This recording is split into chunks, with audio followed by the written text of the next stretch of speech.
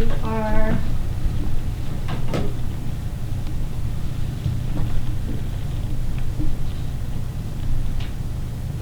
Okay, Judge Hauser, can you hear me? I can. Okay, let me turn the volume up as high as I can. Okay. Thank you. So we'll call the case. This is PCPAA and Frank Cornelius versus Brian Green and Pierce County, 19-2-1-1-6-9-8-1. And are the parties present? Yes, Your Honor. This is Jayne Freeman from Keating, Buffalo, McCormick. I represent defendant Pierce County. My name is John Nicholson from Freeman-Jackson Tardif, and I represent the plaintiffs Frank Cornelius and the Pierce County Prosecuting Attorneys Association. All right, thank you. And Your Honor, my name is Joe Thomas, and I represent defendant Brian Green in this matter. All righty. And is there anyone else on the phone? No, there's not. I was told by court call they couldn't waive his fee on court call, so I don't have him on the line as well on the main number. Okay. All right. So what we're going to do is go forward. Well, let me put this on the record that earlier this afternoon I received, I think it was this afternoon anyway, I received an email, and I probably improperly included it in that email string, but nonetheless, I received an email from Christopher J., and I believe he pronounced the last name Hoopy, H-U-P-Y. And in that, he indicated that he objected to the hearing that we were having this afternoon if it is for my motion, and I'm quoting this, to join that absent a valid court order shortening time, it has to be on a 7-day calendar. I don't know whether that's still his position, because I understood that he was the one that insisted that we hear it today. But keeping that as what he has at least communicated to the court through this email, he is correct. I don't believe that there was a 7-day calendaring notice on that. Is there any disagreement among that amongst the parties that are there? No, Your Honor. Not with respect to the motion to intervene. No, Your Honor. No, Your Honor. When you get a chance, there's another pressing issue about recording in the courtroom that needs to be addressed. Okay, well, we'll do this one first. I believe that his objection to the hearing of his motion to intervene is not appropriately before the court because of lack of appropriate notice, and so I'm going to strike that portion of this hearing. Now, second, you have some issue with recording? Yes, Mr. Green and Liberty's champion are here, and they wish to video record the hearing, video and audio record the hearing. Okay,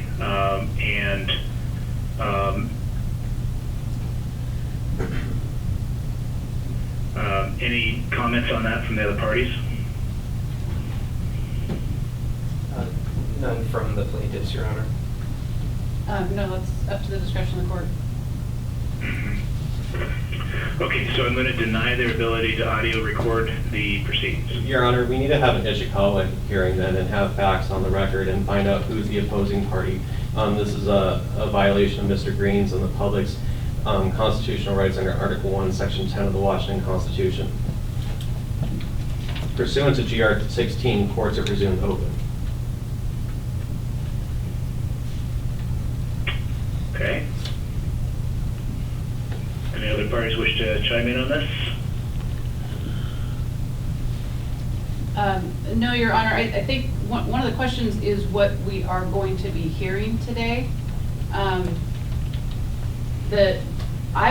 So this is Jayne Freeman, I represent the county. I had requested an emergency motion and hearing regarding a motion for a protective order to return discovery that had 2 pages of discovery that had been inadvertently produced to Mr. Thomas's office. And that was the more urgent matter. The motion to intervene had been scheduled down the road for March. Right. So the motion to intervene is struck. We're not going to hear that today. Right. So the only thing that I understand is in front of me is the request for the protective order. Yes, okay, yes. I just want to make sure that was what you were going to address today. With regard to the request to audio and video, I I don't have a position on the matter. Nor do I, Your Honor. Your Honor, I may bring to your attention on January 17th, 2020, Mr. Green filed in the court record, in this record, a declaration, and attached to the declaration is Exhibit A, which is an order from Thurston County Superior Court finding Mr. Green as news media pursuant to RCW 5.68.010 subsection 5. So he has been found by a Thurston County Superior Court judge as news media, and pursuant to GR16 and the Ishikawa factors, there needs to be some sort of hearing on why this court will be closed to him then. Your Honor, I do have a response to that. With respect to the motion or the order that was referred to by Mr. Thomas from Thurston County, when the judge issued that order, the judge also at the same time stayed the order and certified the question on whether Mr. Green is news media to the Court of Appeals, and it's currently pending for Division 2 of the Court of Appeals. So that order is stayed at this point. The order is stayed insofar as the Public Records Act. That was a Public Records Act lawsuit in order to receive records. It's still binding upon Pierce County that Mr. Green is news media, though, until it's overturned in the Court of Appeals. And I would disagree with that, Your Honor, because the judge that issued the order immediately stayed the order, and that appears to, the effect that appears to have is that the order is not, it has no binding effect right now because it's stayed, it's not being executed in any manner. Your Honor, even if that's true, GR16 doesn't provide a definition of news media, and under Article 1, Section 10 of the Washington Constitution, courts are presumed open, and news media needs to be liberally construed.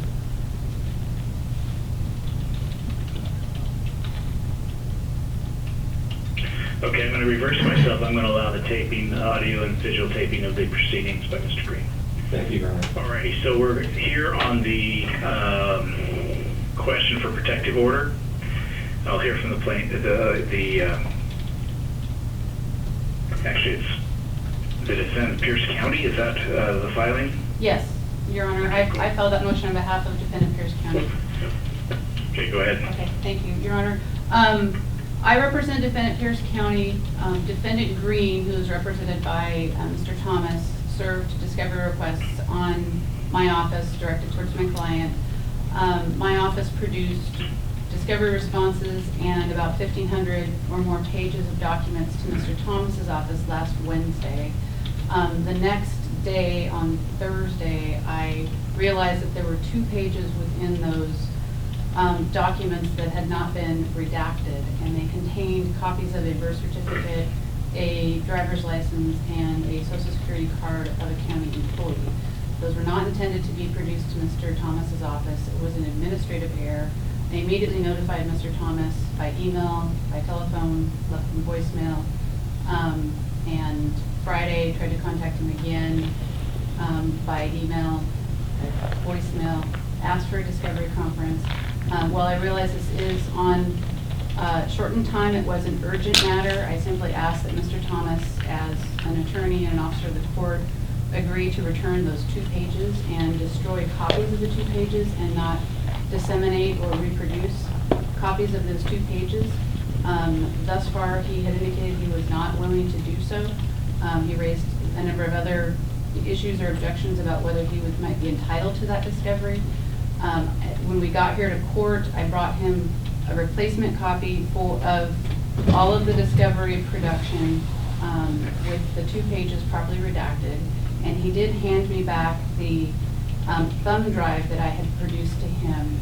However, we're also seeking an order to preclude Mr. Thomas, to ask that Mr. Thomas's office destroy any copies that may have been downloaded or preserved, or any of the content of those 3 documents, 2 pages that had the three documents on them, and to direct his client to do the same if his client has copies of them, to disclose whether or not he has reproduced those documents or the information to anyone else so that can be properly addressed. And if there are any questions about whether Defendant Green is entitled to that type of information in discovery, it certainly can be handled in an appropriate manner and an appropriate time. Those documents are still in existence. They just shouldn't be in the hands of the attorney for the co-defendant or re-disseminated. All right, thank you. Mr. Thompson, I'm going to go to you next. What is your position on this matter at this point? Thank you, Your Honor. So, And I might add before, I don't believe that I received any written documentation from you, and that may be just because I'm sitting here in Port Orchard rather than there in Tacoma, but if you did file something with the court concerning this particular issue, I haven't had a chance to see it. yes, I filed a declaration, Your Honor. There was short notice and I didn't have much time to file much else. That. But I did file a declaration in the court order. I did submit working copies. That was about 3 p.m. this afternoon, so it was not very much time before the hearing, but I tried my best to give the court notice on what we plan to argue. Okay, well, go ahead and argue it then. I just wanted you to know that I haven't seen it, so you can go ahead and make your argument. So first of all, in regards to this 26I conference, Ms. Freeman approached me on Friday, January 31st, 2020 at 11:16 a.m. and requested a 26I conference roughly 30 minutes later at 11:45. I was busy. I couldn't make it then. And then I wrote to her that night at about 7:20 p.m. and I said, I am happy to have a CR26I conference with you.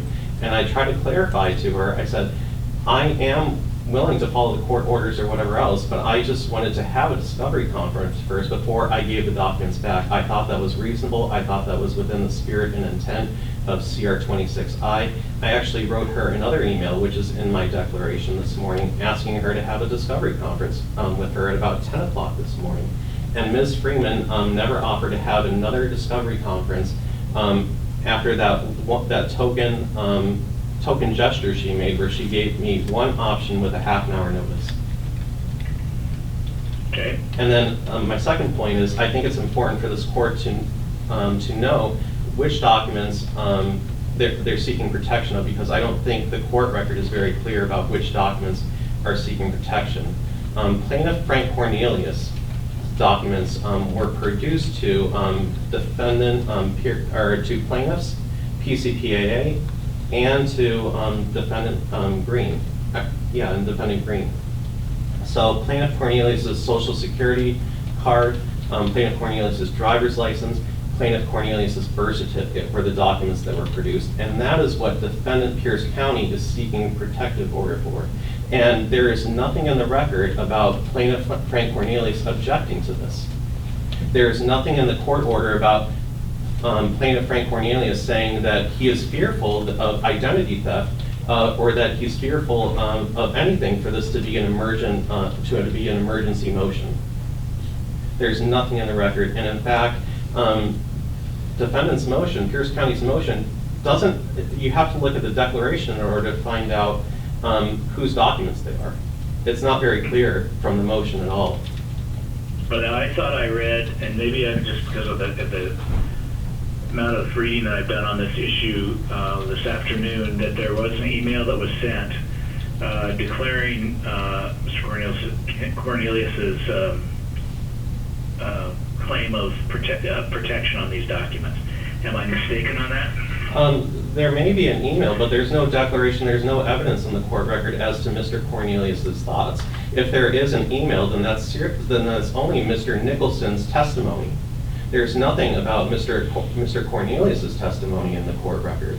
And there's certainly not an email by Mr. Cornelius to the other parties that he's fearful of his documents being produced in discovery.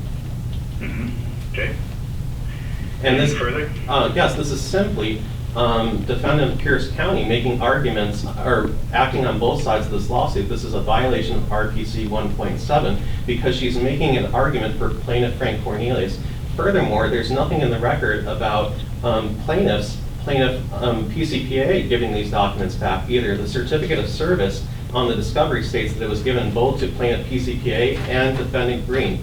PCPAA has 100 members in it, and that is much more ripe for abuse than defendant Green having it. And it's really striking that defendant Pierce County only has a problem with defendant Green having it and not the entire PCPAA.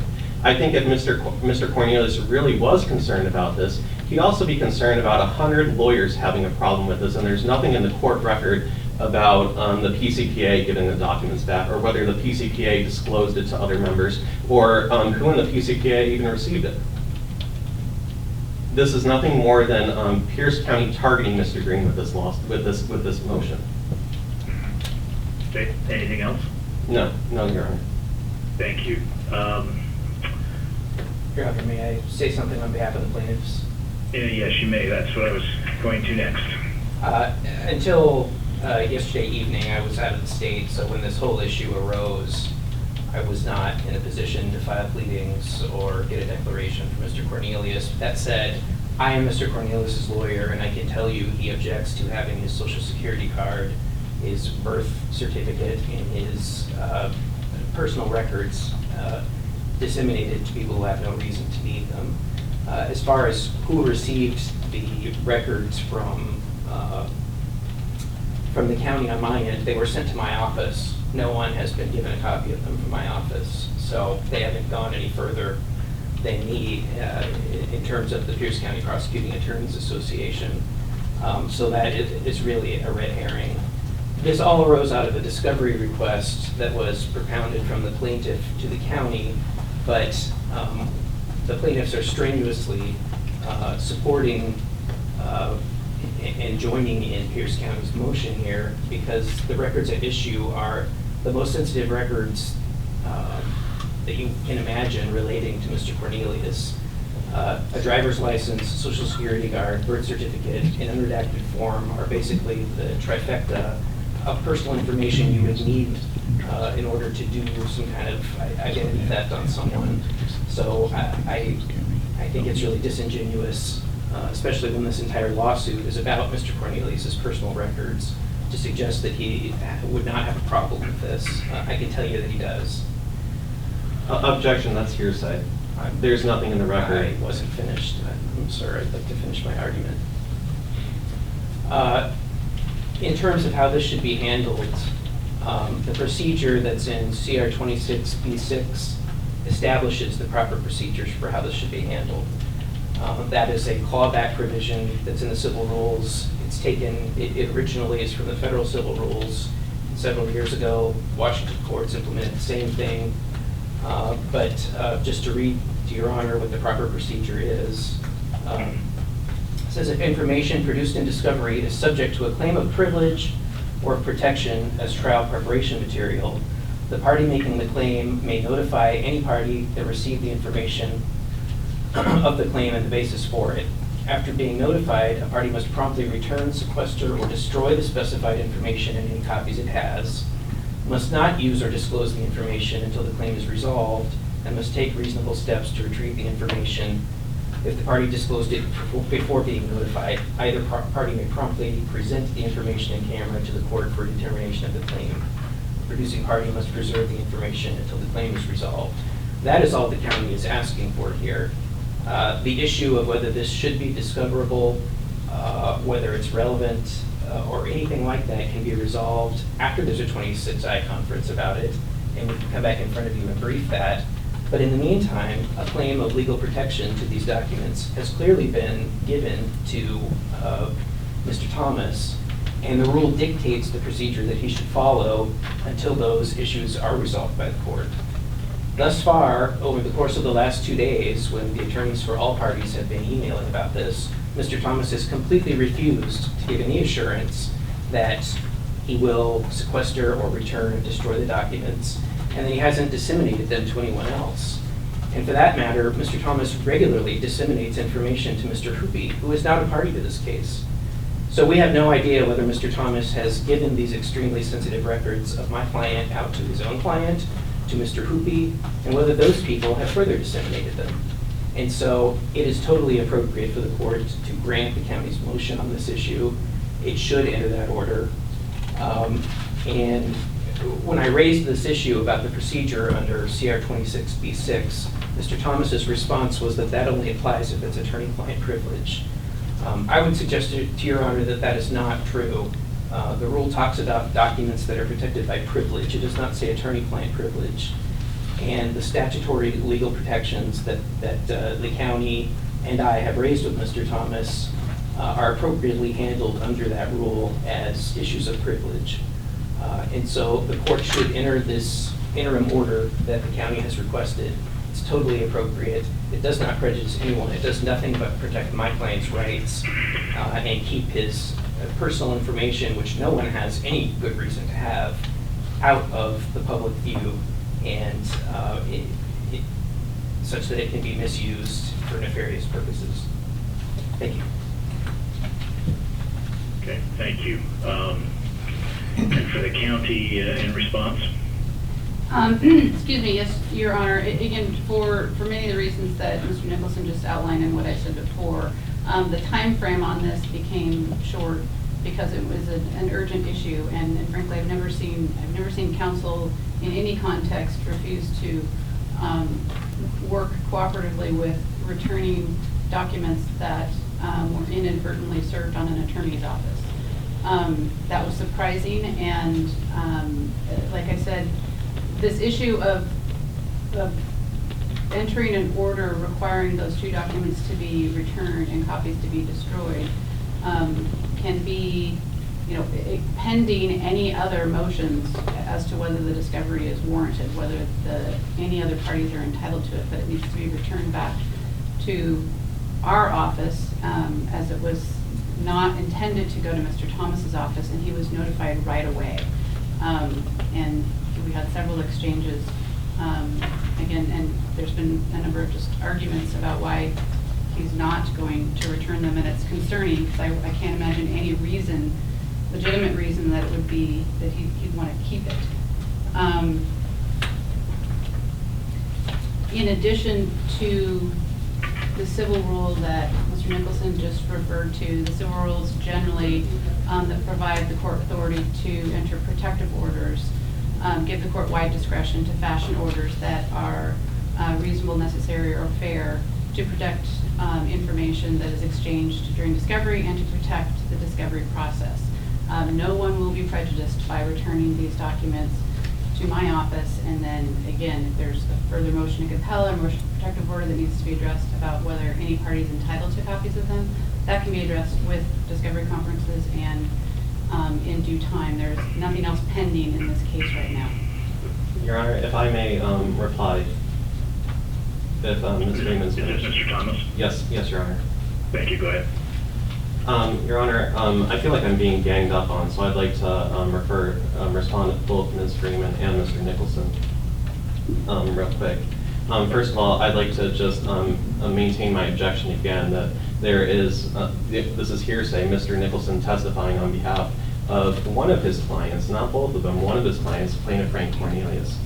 Mr. Cornelius, this wasn't an emergent matter. If it was an emergent matter, then Mr. Nicholson had his email, had access to his email. He could have received a declaration from Mr. Cornelius. Mr. Cornelius is a lawyer. He's a deputy prosecuting attorney with Pierce County, Ms. Freeman's client, and he could have provided a declaration either to Ms. Freeman or Mr. Nicholson in order to be filed in this case. There's nothing in the record.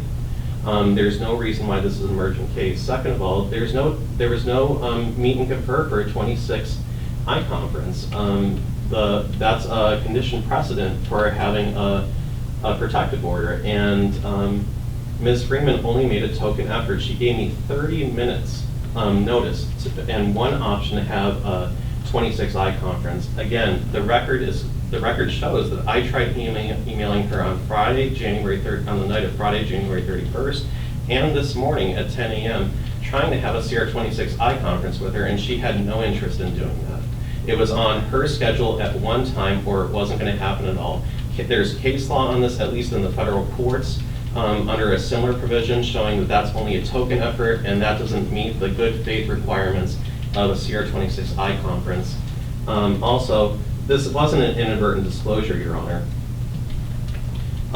Ms. Freeman certified the discovery, or Ms. Freeman signed the discovery under CR11 and CR26G. Furthermore, Pierce County Chief Civil Deputy Prosecuting Attorney Andrew Scott also signed the discovery, stating, certified the interrogatories and the request for production, stating that he reviewed it. So first of all, there's a question of how Pierce County even got a hold of these records in the first place, because, or the prosecuting attorney's office got a hold of these records. These are records generally held by Human Resources. And that's in a different building on a different part of town.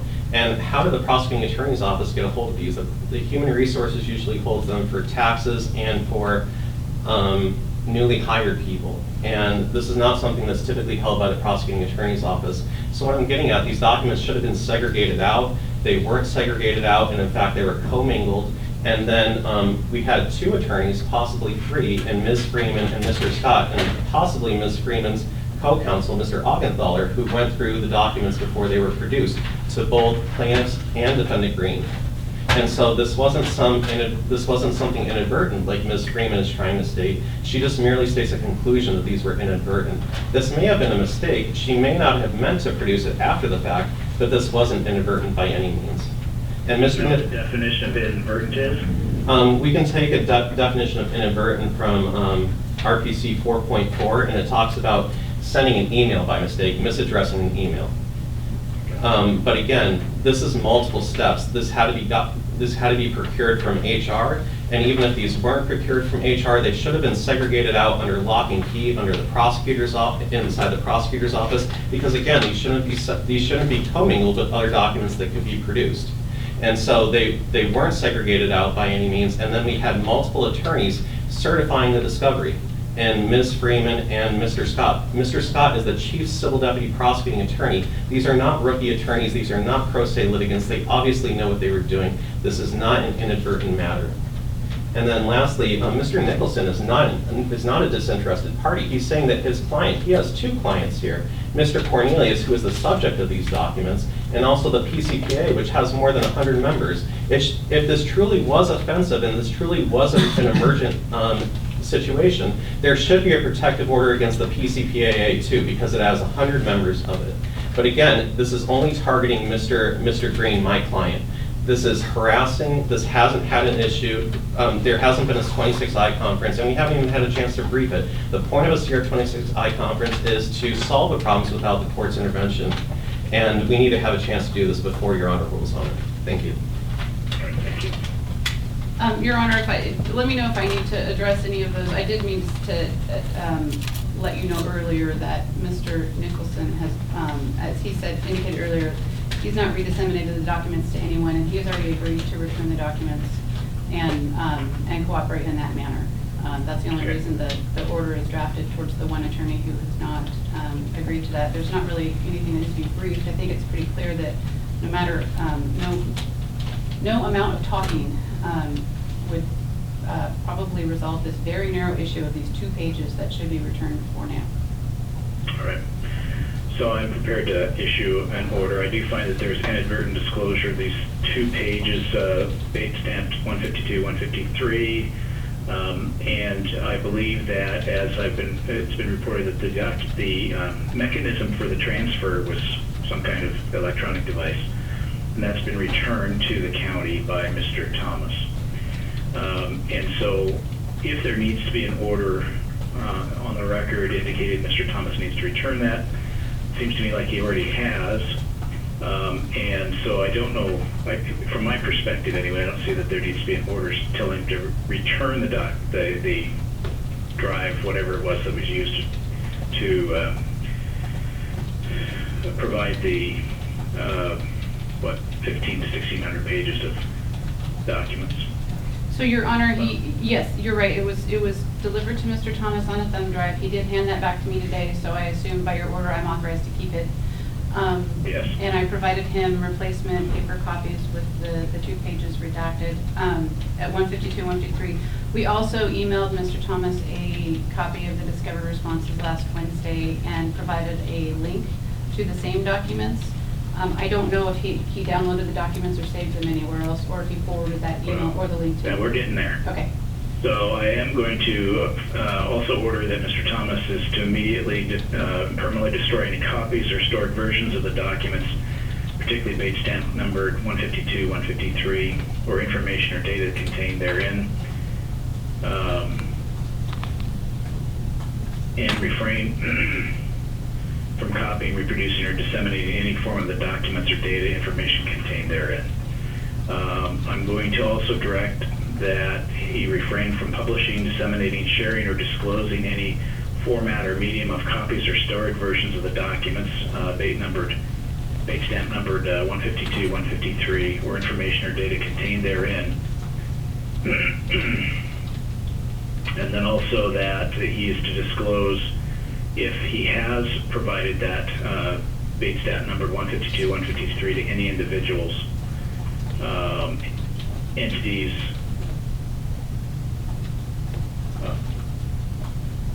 and identify the individuals and entities or locations that he has.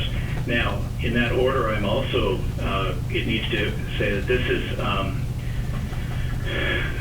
what's happening today, but if the issue of whether these two pages, 152 or 153, are discoverable materials, that will need to be decided at another date. So if Mr. Thomas wishes to have a formal argument on that issue, we can have that later. So there's no prejudice to Mr. Thomas or his client in readdressing this issue to determine whether those documents are in fact discoverable under the rules.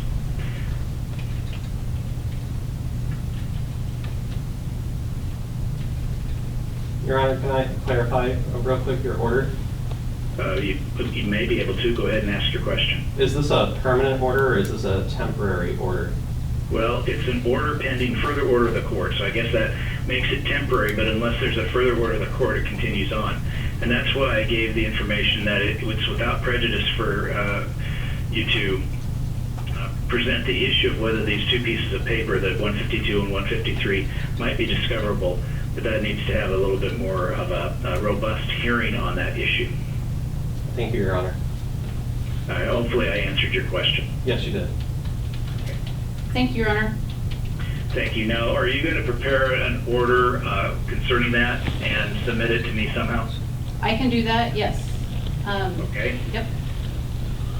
I don't know how that's best going to be done, but you're probably going to have to ship it up here to Kitsap County for me to sign, and we'll get it back down to Pierce County for filing. Okay.